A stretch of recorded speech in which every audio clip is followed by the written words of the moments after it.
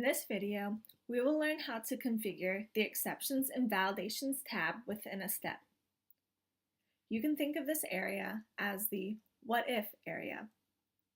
Think about, what if the user navigates away from the page in the application where the locator of the tooltip has been configured? Or what if a user does not have access to the item in the application which you are referencing to in your step?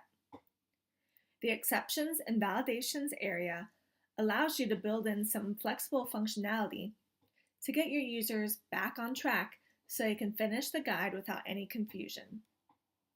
Let's take a look at one example. This step is suggesting that the user save the information on the page. The step's locator is configured to the Save button.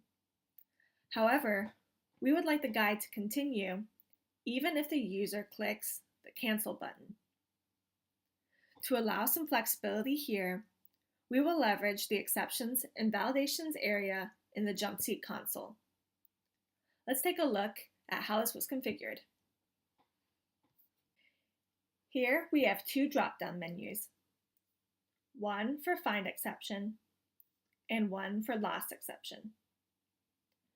Find Exception will allow guide authors to build in functionality for when the locator of the configured tooltip may not be available to a user because they don't have access to it for any reason. Lost Exception is when the configured locator and tooltip is not available in the view of the user because they may have clicked away from the tooltip or step. Both what-if situations can be addressed before they happen. In the example we just looked at, the step has been configured to Skip Step under Lost Exceptions to account for if the user cancels and closes the window instead of clicking the Save button. This will allow the guide to skip the Save step and move on to the next step, which in this case is a guide summary step.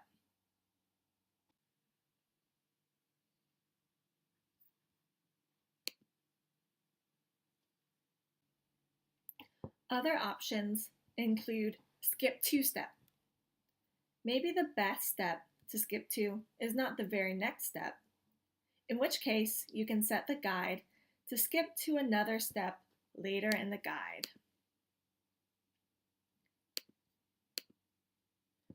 Move back to previous step.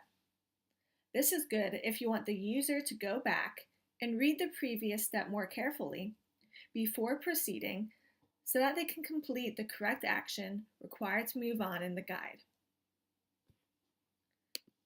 Display a message is a great option to provide context for your users about why the step may be unavailable to them. Perhaps you need to explain that they may not have access to the object in the application and should request access. Let's take a look at an example of a custom message in action.